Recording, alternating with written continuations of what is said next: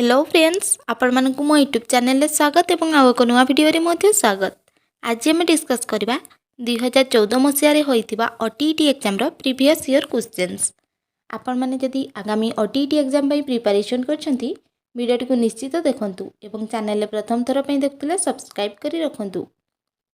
केउ गुणटी सृजनशीलतार सूचक नुहे? चिंतनर मौलिकता, केन्द्राभिमुखी चिंतन, बाक्पटुता, नमनीयता। यार आंसर हम आपण मानकर केन्द्राभिमुखी चिंतन। केन्द्राभिमुखी चिंतन गोटे सृजनशीलतार सूचक नुहे। एठार आपण मानकर नुहे गईछि, तेणुकर यार आंसर ऑप्शन बी।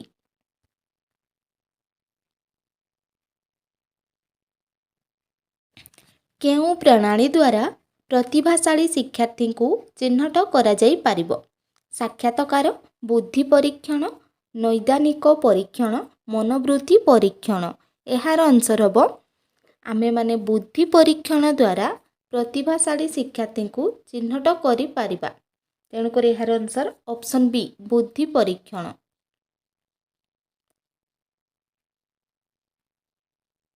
एक उद्दीपकर स्वाभाविक प्रतिक्रिया एक विकल्प उद्दीपक सह संयोजित करा जाई पारे। यही परीक्षा प्रथमे किए करिथिले? Pavlov, Thorndike, Galton, Kohler. यार उत्तर आपण माने जानथिबे पावलोव। पावलोव प्रथमे यह परीक्षा करिथिले, तेणुकर यार आंसर ऑप्शन ए, पावलोव।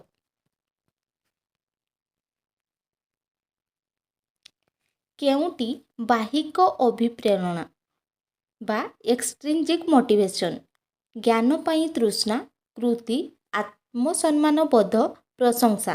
केउटी एहार अभिप्रेरण बा बाहिक अभिप्रेरण एक्सट्रिंजिक मोटिवेशन आपण माने गोटे स्टूडेंट को प्रशंसा करिवे, ताहा आपण मानकर बाह्य अभिप्रेरण। तेणुकर यार आंसर ऑप्शन बी होई जिवो, प्रशंसा। केउटी पारदर्शिता शिक्षणर प्रथम पर्याय? पारदर्शितार स्तर निरूपण, पारदर्शिता भित्तिक शिक्षादान, पारदर्शितार संज्ञा निरूपण, पारदर्शिता लाभ निमंते योजना प्रस्तुत। यार आंसर ऑप्शन सी, पारदर्शितार संज्ञा निरूपण करिबा शिक्षणर प्रथम पर्याय।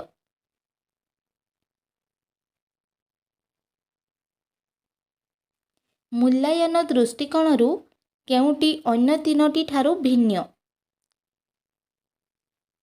Rating scale, progress card, checklist, प्रश्नगुच्छ। यार उत्तर हम प्रोग्रेस कार्ड। प्रोग्रेस कार्डटी आपण मानकर मूल्यांकन दृष्टिकोणरू भिन्न।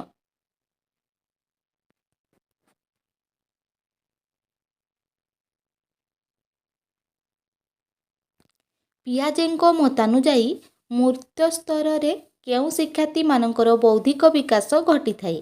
प्राक प्राथमिक, प्राथमिक, उच्च प्राथमिक ना उपरोक्त समस्त। यार आंसर हम ऑप्शन बी, प्राथमिक। प्राथमिक स्तर रे शिक्षार्थी मानकर बौद्धिक विकास घटी थाए।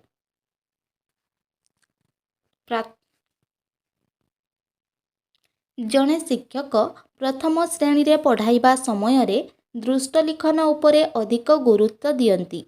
से केउ प्रकार विकास को लक्ष्य करी यह करिथांती? मानसिक विकास ना स्नायविक पेशीय विकास ना बौद्धिक विकास ना आवेगिक विकास। यार उत्तर हम ऑप्शन बी, स्नायविक विकास बा स्नायविक पेशीय विकास को दृष्टि रे रखी यह पढ़ेई थांती। अनग्रसर शिक्षार्थी ठारे केउ लक्षणटी देखा जाई थाए? विश्लेषण दक्षता, उद्देश्य भित्तिक आचरण, सम्मानजनक वृत्ति निमंते अभिलाष, धारणा प्रकाश रे अक्षमता। यार उत्तर हम ऑप्शन डी, धारणा प्रकाश रे अक्षमता। आपण माने गोटे अनग्रसर शिक्षार्थी को गोटे पाठ पचारिबे किंबा गोटे क्वेश्चंस पचारिबे, ताहारे से प्रकाश करिया पई अक्षम होइथिबो। तेणुकरी ए लक्षणटी आपण मानकर देखा जाई थाए अनग्रसर शिक्षार्थी ठारे। तेणुकरी आंसर ऑप्शन डी हबो। शिक्षार्थीर सामाजिक विकास और सामाजिक विकास अर्थ कौन? सामाजिक व्यवहार विकास, ସମାଜର ବିକାଶ, ବ୍ୟକ୍ତିର ବିକାଶ, ଗୋଷ୍ଠୀର ବିକାଶ।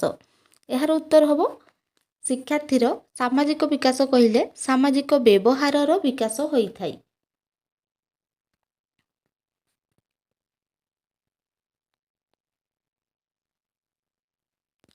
ପାଠ୍ୟଦାନ ଆରମ୍ଭରେ କେତେକ ପ୍ରଶ୍ନ ପଚରା ଯାଇଥାଏ। ଏହା ଶିକ୍ଷଣର କେଉଁ ନିୟମ ଉପରେ ପର୍ଯ୍ୟବସିତ? ଗୋଟେ ପାଠଦାନ ପୂର୍ବରୁ ଶିକ୍ଷକ ପ୍ରଥମେ କ୍ଲାସରୁମ୍ ଆସିଲେ କିଛି ପ୍ରଶ୍ନ ପଚାରିଥାନ୍ତି। ତାହା ଆପଣମାନଙ୍କର କେଉଁ ଶିକ୍ଷଣର ନିୟମ ଉପରେ ଆଧାରିତ? ଫଳାଫଳ, ଅଭ୍ୟାସ, ପ୍ରସ୍ତୁତି, ଉପଯୋଗ।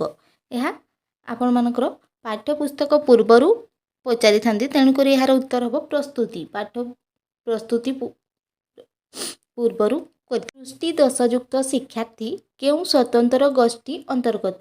ମାନସିକ ଅସୁବିଧାଗ୍ରସ୍ତ, ଆର୍ଥିକ ଅସୁବିଧାଗ୍ରସ୍ତ, ସାମାଜିକ ଅସୁବିଧାଗ୍ରସ୍ତ ନା ଆପଣମାନଙ୍କର କୌଣସିଟି ନୁହେଁ।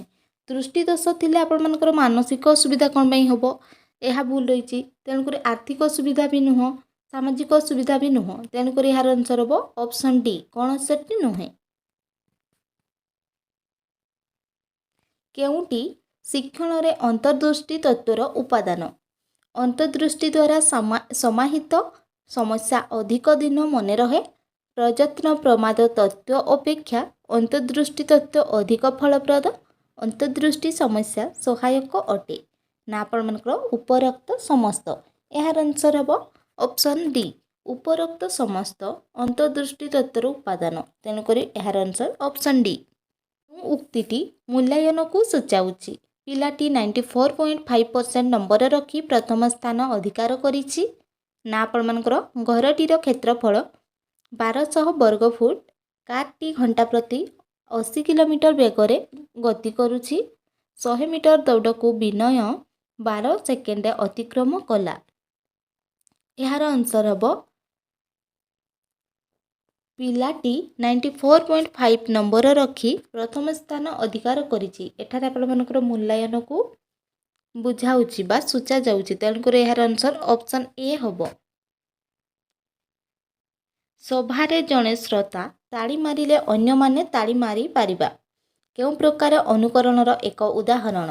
ସହାନୁଭୂତି, ଅଜ୍ଞାତ, ଜ୍ଞାତ, କ୍ରିୟାତ୍ମକ। ଏହାର ଆନ୍ସର ହେବ ଅଜ୍ଞାତ, ଅପସନ୍ ବି। କ'ଣ ପାଇଁ ନା ସଭାରେ ଜଣେ ଶ୍ରୋତା ତାଳି ମାରିଲେ ଅନ୍ୟମାନେ ଶୁଣିକି ମାରିବେ, କିଛି ଜାଣିନଥିବେ କ'ଣ ପାଇଁ ମାରୁଛି କ'ଣ ନାହିଁ, ସେ କେବଳ ଅନ୍ୟମାନେ ମାରିଲେ ସେ ମାରିବେ। ତେଣୁକରି ଅଜ୍ଞାତରେ ସେ ମାରନ୍ତି। ତେଣୁକରି ଏହାର ଆନ୍ସର ଅପସନ୍ ବି ହୋଇଯିବ। କେଉଁଟି ଶିକ୍ଷଣ ବକ୍ରରେ ଡ୍ୟାସ୍ ବକ୍ରରେ ସମତଳ କ୍ଷେତ୍ର ଦେଖାଯିବାର କାରଣ ନୁହେଁ? ପାଠ୍ୟବସ୍ତୁର କ୍ଲିଷ୍ଟତା, ଶିକ୍ଷଣ ପାଇଁ ଅଧିକ ସମୟ ବ୍ୟୟ, ବିଶ୍ରାମର ଅଭାବ, ଅସଫଳ ଶିକ୍ଷଣ ପଦ୍ଧତି। ଏହାର ଆନ୍ସର ହେବ କେଉଁଟି ଶିକ୍ଷଣ ବକ୍ରରେ ସମତଳ କ୍ଷେତ୍ର ଦେଖାଯିବାର କାରଣ ନୁହେଁ? ଅପସନ୍ ଡି, ଅସଫଳ ଶିକ୍ଷଣ ପଦ୍ଧତି। ଏହା ତାର କାରଣ ନୁହେଁ। ତେଣୁକରି ଆନ୍ସର ହେବ ଅପସନ୍ ଡି। ଶିକ୍ଷା ଏକ ତ୍ରିପ୍ରାନ୍ତୀୟ ପ୍ରକ୍ରିୟା। ଏହି ପ୍ରାନ୍ତ ତିନୋଟି କ'ଣ? ଶିକ୍ଷାର୍ଥୀ, ଶିକ୍ଷକ, ସମାଜ ନା ଆପଣମାନଙ୍କର ଶିକ୍ଷାର୍ଥୀ, ଶିକ୍ଷକ ଓ ବିଦ୍ୟାଳୟ ନା ଆପଣମାନଙ୍କର ଶିକ୍ଷାର୍ଥୀ, ଶିକ୍ଷକ ଓ ପୁସ୍ତକ ନା ଆପଣମାନଙ୍କର ଶିକ୍ଷାର୍ଥୀ, ସମାଜ ଓ ବିଦ୍ୟାଳୟ। ଏହା ତ ପୁରାପୁରି ଭୁଲ ରହିଛି। ଏହା ମଧ୍ୟ ପୁସ୍ତକ ହେବନି, ଏଠାରେ ବିଦ୍ୟାଳୟ ହେବନି। ତେଣୁକରି ଏହାର ଆନ୍ସର ହୋଇଯିବ ଶିକ୍ଷାର୍ଥୀ, ଶିକ୍ଷକ ଓ ସମାଜ, ଅପସନ୍ ଏ। ଏକ କୃତି ପରୀକ୍ଷଣ ପ୍ରସ୍ତୁତି ପାଇଁ କେଉଁ କ୍ରମଟି ଠିକ୍ ଅଟେ? ଲକ୍ଷ୍ୟ ନିର୍ଦ୍ଧାରଣ, ପାଠ୍ୟପୁସ୍ତକ ନିର୍ବାଚନ, ବ୍ଲୁପ୍ରିଣ୍ଟ ପ୍ରସ୍ତୁତି ଓ ପ୍ରଶ୍ନ ଲିଖନ।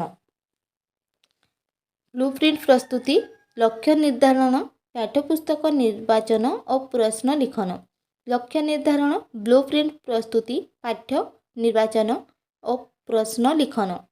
ପାଠ୍ୟ ନିର୍ବାଚନ, ଲକ୍ଷ୍ୟ ନିର୍ଦ୍ଧାରଣ, ବ୍ଲୁପ୍ରିଣ୍ଟ ପ୍ରସ୍ତୁତି ଓ ପ୍ରଶ୍ନ ଲିଖନ। ଏଠାରେ ଅପସନ୍ ଡି ହୋଇଯିବ ଠିକ୍। ପାଠକୁ ନିର୍ବାଚନ କରିବେ, ଦେନ୍ ଆପଣମାନେ ଲକ୍ଷ୍ୟ ନିର୍ଦ୍ଧାରଣ। ବ୍ଲୁପ୍ରିଣ୍ଟରେ କ'ଣ ଥାଏ? ଲକ୍ଷ୍ୟ ଗୁଡ଼ିକର ଆପେକ୍ଷିକ ଗୁରୁତ୍ୱ, ପାଠ୍ୟ ଉପରେ ଆପେକ୍ଷିକ ଗୁରୁତ୍ୱ, ପ୍ରଶ୍ନ ପ୍ରକାର ଉପରେ ଆପେକ୍ଷିକ ଗୁରୁତ୍ୱ ନା ଆପଣମାନଙ୍କର ଉପରୋକ୍ତ ସମସ୍ତ। ଆପଣମାନେ ଏଠାରେ ଅପସନ୍ ଡି ଉପରୋକ୍ତ ସମସ୍ତ maximum all of the above ବା ଉପରୋକ୍ତ ସମସ୍ତ ଆନ୍ସର ଗୁଡ଼ା ଠିକ୍ ହୋଇଥାଏ। ପାରଦର୍ଶିତା ଶିକ୍ଷଣ ଦୃଷ୍ଟିକୋଣରୁ କେଉଁଟି ଠିକ୍?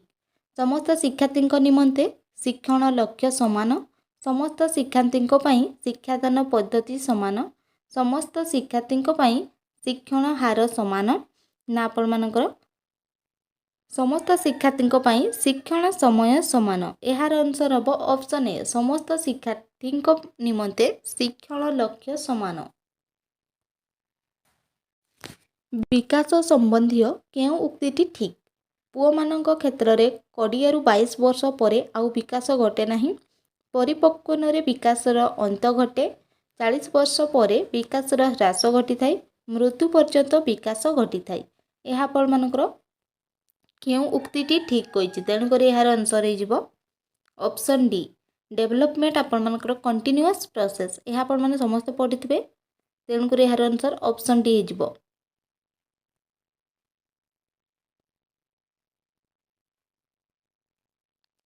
ବିକାଶର କେଉଁ ଅବସ୍ଥାରେ ଶିଶୁ ନିଜ କାର୍ଯ୍ୟ ପ୍ରତି ଅନ୍ୟମାନଙ୍କର ଦୃଷ୍ଟି ଆକର୍ଷଣ କରିବାକୁ ଚେଷ୍ଟା କରିଥାଏ? ଶୈଶବ ଅବସ୍ଥା, ଆଦ୍ୟ ବାଲ୍ୟାବସ୍ଥା, ପ୍ରାନ୍ତ ବାଲ୍ୟାବସ୍ଥା ନା ପ୍ରାକ୍ କୈଶୋରାବସ୍ଥା?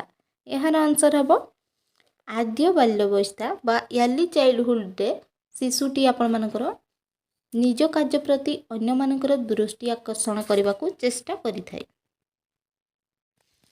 Intelligence is the ability to carry on abstract thinking. ଏହା କାହାର ମତ? ଟର୍ମନ୍, ବିନେ, ଥୋର୍ଣ୍ଡାଇକ୍, ଗାଲ୍ଟନ୍। ଏହାର ଆନ୍ସର ହେବ ଅପସନ୍ ଏ ଟର୍ମନ୍। ଟର୍ମନଙ୍କର ମତ ଥିଲା intelligence is the ability to carry on abstract thinking. ବୁଦ୍ଧି ସମ୍ବନ୍ଧୀୟ କେଉଁ ଉକ୍ତିଟି ଠିକ୍? ବୁଦ୍ଧି ଜନ୍ମରୁ ମୃତ୍ୟୁ ପର୍ଯ୍ୟନ୍ତ ବୁଦ୍ଧି ପାଇଥାଏ। ବୁଦ୍ଧି ପରିବେଶର ପ୍ରଭାବରେ ବିକଶିତ ହୋଇଥାଏ। ବୁଦ୍ଧି ଏକ ନିର୍ଦ୍ଦିଷ୍ଟ ସାମର୍ଥ୍ୟକୁ ବୁଝାଏ। ଶିକ୍ଷଣ ପ୍ରକ୍ରିୟା ସହ ବୁଦ୍ଧିର ସହ ସମ୍ପର୍କ ନଥାଏ। ଏହାର ଆନ୍ସର ହେବ ଅପସନ୍ ବି ବୁଦ୍ଧି ପରିବେଶ ପ୍ରଭାବରେ ବିକଶିତ ହୋଇଥାଏ। ବୃଦ୍ଧି ଜନ୍ମରୁ ମୃତ୍ୟୁ ପର୍ଯ୍ୟନ୍ତ ନଥାଏ।